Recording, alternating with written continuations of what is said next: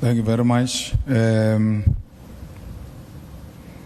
EFF policy is the expropriation of land without compensation, and we make no apology about it. It's actually our first non-negotiable cardinal pillar. And the Expropriation Act, as signed now recently by the President, is nowhere closer to that. If anything, it tries to justify the compensation, that properties can be expropriated, land can be expropriated, but there should be compensation, and condition of expropriating such is that there should be expropriation should be in the interest of the public, for public use and public interest. So it has watered down what we have been asking for, because ours was a complete no on the compensation, but equally complete no into excluding the whole thing to public interest and public purpose.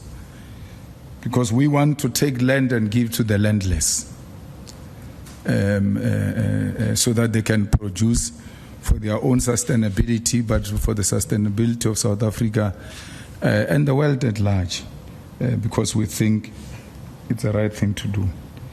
BEE, broad-based economic empowerment,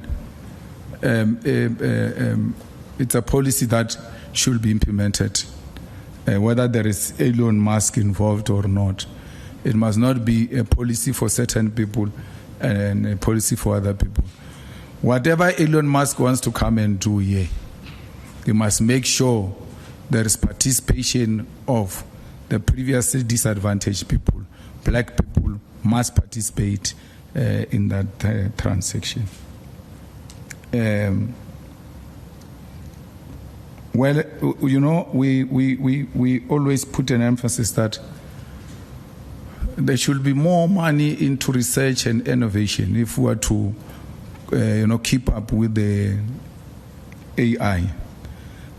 China has got capacity to overtake America because they've invested a lot in innovation and research, and they've come to appreciate that AI is here to stay and it will be with us for quite some time. So it doesn't, take us. It doesn't take anything away from us if we're to put the necessary resources, because our children, despite the fact that they are learning in difficult conditions, they are talented, and that talent needs to be harnessed and channeled in a right direction.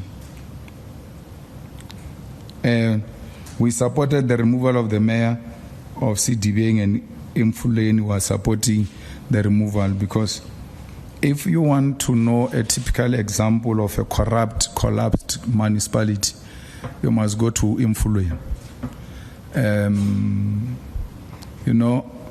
You sometimes say Johannesburg inner city is gone, it's rotten. When we agree with that fully, we have no doubt about it, and we have always engaged the ANC about it, that something needs to be done. Unfortunately, we are not given that responsibility. It's not our department.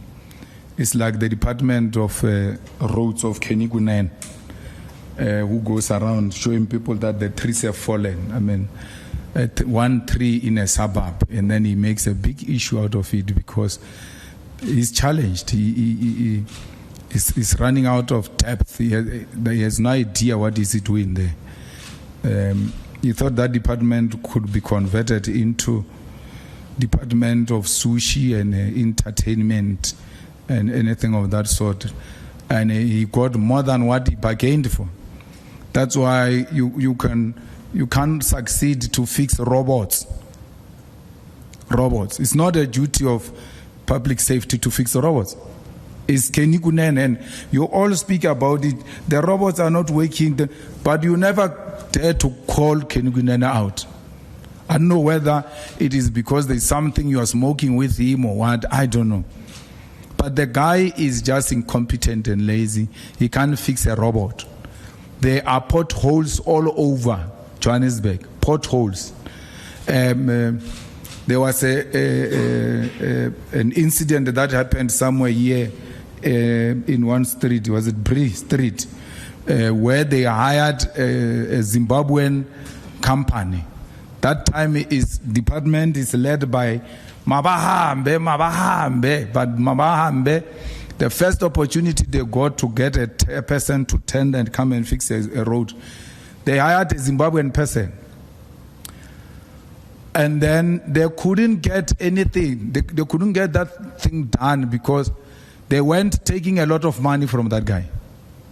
So he didn't have any capacity to can do that work because the money was stolen from him. As a result, we still have corrugated ions in the middle of a city center. We're told that that's a site establishment. They are trying to fix something there. So we cannot, even when we are working with these people in one municipality or the other, not be in a good position to call them out and say these ones are corrupt. The ANC comrades are corrupt. You know, each one of those Mfuleni people, if you go and check their petrol claims per month, the lowest is 30,000. We don't spend that, but we travel the whole country. Some of us are worse because we go to Limpopo 3 times before anything happens. So, but we don't spend 30,000. So we're not being an Mfuleni employee with 30,000. Where are you going? God, Mfuleni is just here. Where are you going? Clearly, they found some creative way of getting money out of that petrol, and then they are inflating prices and then getting something in return. That municipality, if anything,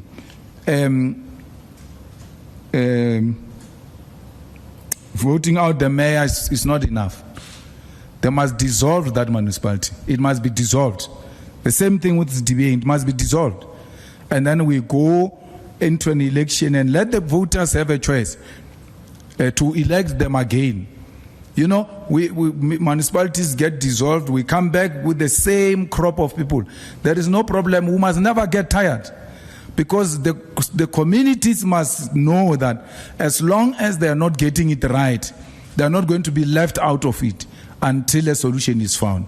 So to try and fix it amongst ourselves as politicians is not working. So let's go back to the electorate and said the outcome did not give us what is desirable when it comes to service delivery, and then let's go back. So our call will be that Mfuleni must be dissolved. But if the motion goes in tomorrow, we will vote against that mayor of the ANC. You could have seen the KZN deployment is way bigger than any other deployment in any other provinces, because we take what happened there very serious. And we want to turn the things around. And we think that the people that we have sent there are ready for that task, and they can change the political sphere. All you need in KZN is a political willingness to work hard for the EFF, and it will turn around. Politics are like that. They are not static. They change from time to time. Depending on the kind of work you do, you can tilt the balance of forces to be in your favor.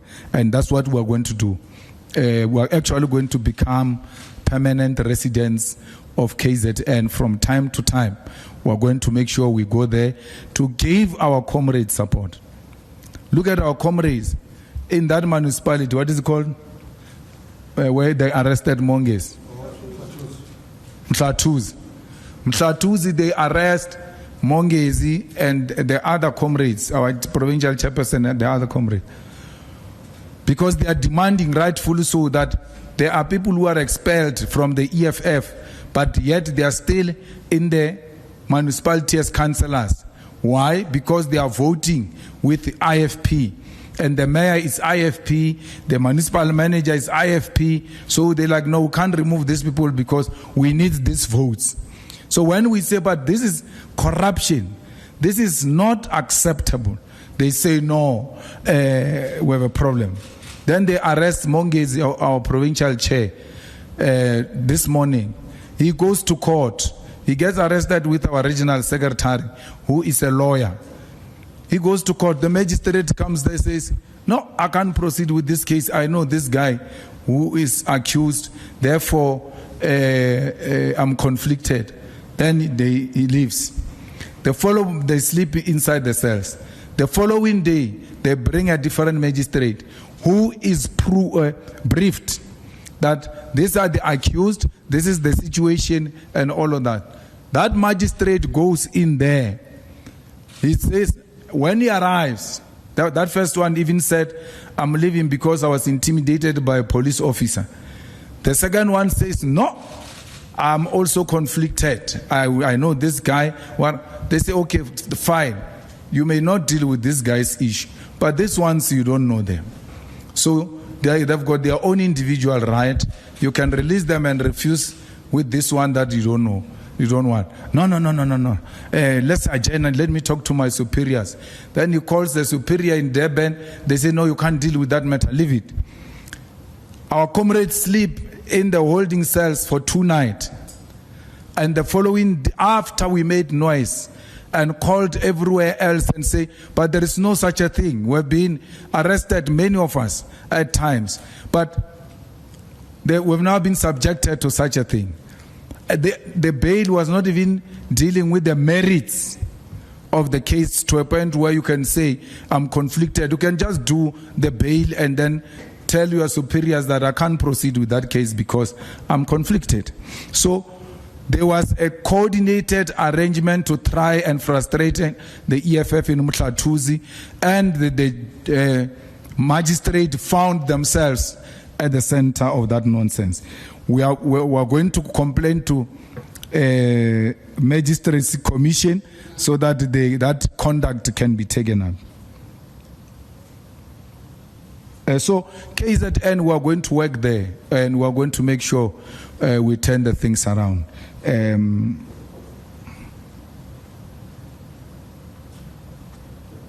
We've made it very clear that we are more than prepared to join the ANC and work in the government of national unity.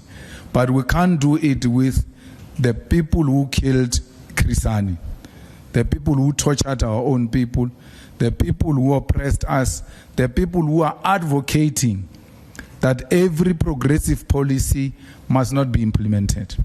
That's why you've got this noise from Donald Trump. They are at the center of that.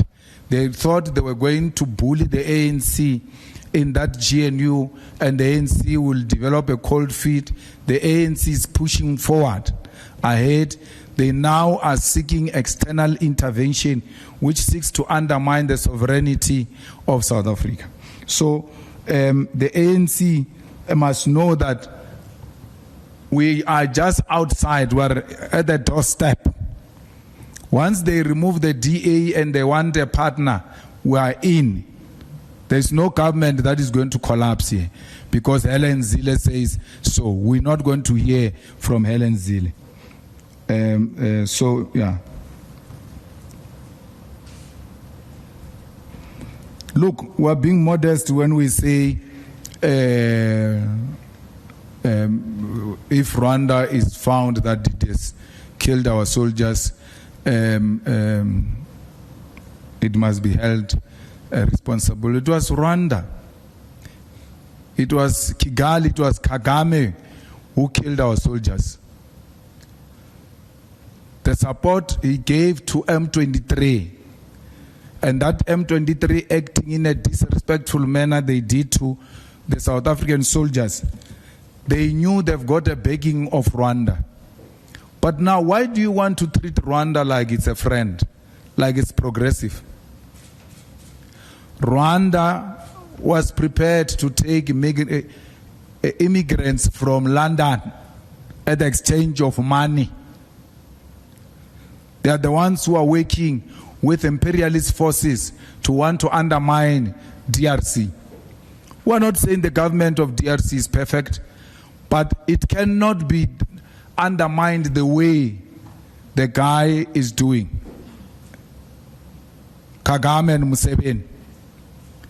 So Kagame has got blood of South Africans on his hands, and nothing is going to change.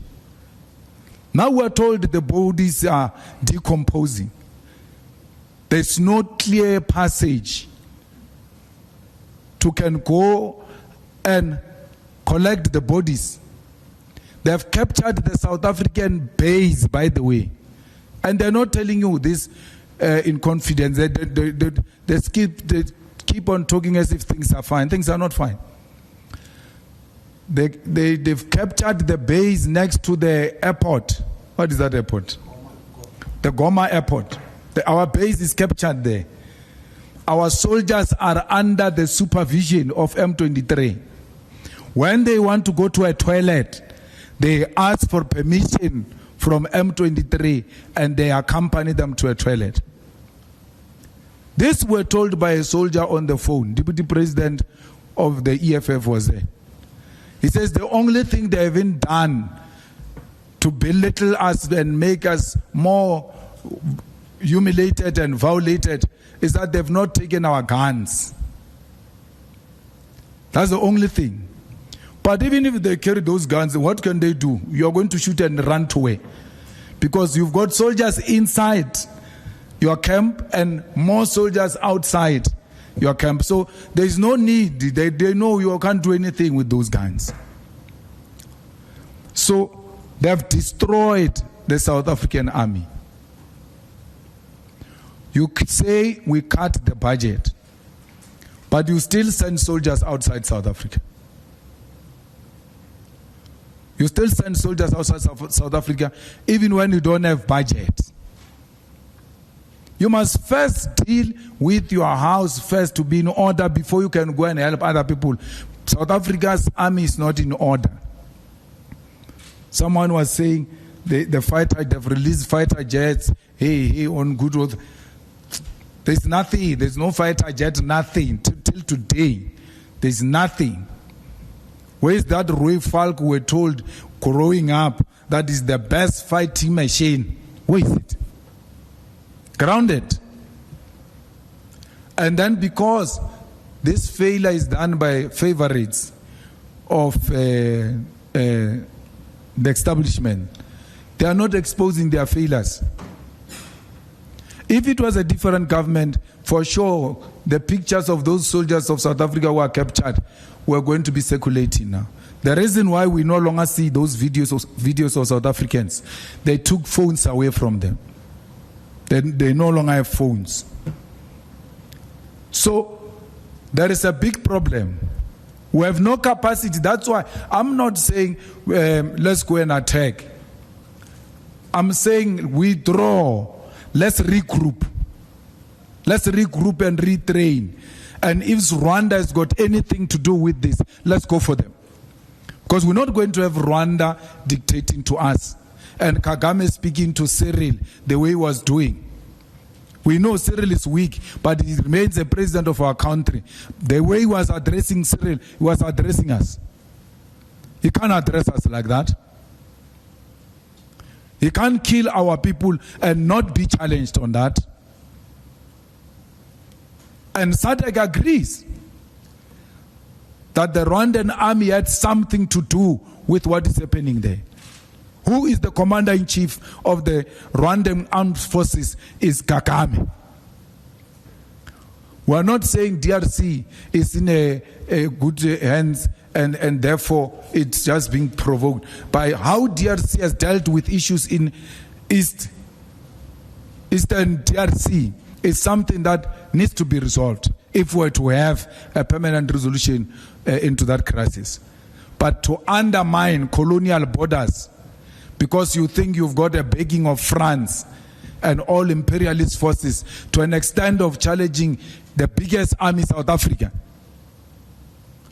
They've undermined us to the extreme. And South Africa, at some point, it might not be today because we are not in a rightful position to do so. Let the soldiers come back. Let our brothers and sisters come back. Let's give them a dignified funeral. And as part of a mourning nation, that demonstration by army at the opening of parliament was not supposed to come. They were not supposed to have that parade on Thursday during the State of the Nation address. You are going to parade what, man? Again, parading is to show us how capable you are. You are exposed. They're going to be intimidating us there with 21 gun salute as if they can use it anywhere else. It can only be used there during rehearsals. So if I was in the army, I would suggest if in parliament we don't go, we must be ashamed. The only way we are going to reclaim our dignity is by receiving those dead bodies, bringing back the soldiers, giving the dead bodies a dignified send-off, and regrouping and retraining and putting a very strong team that will go back and reclaim South Africa's place in the continental politics, because as things stand, we're a joke.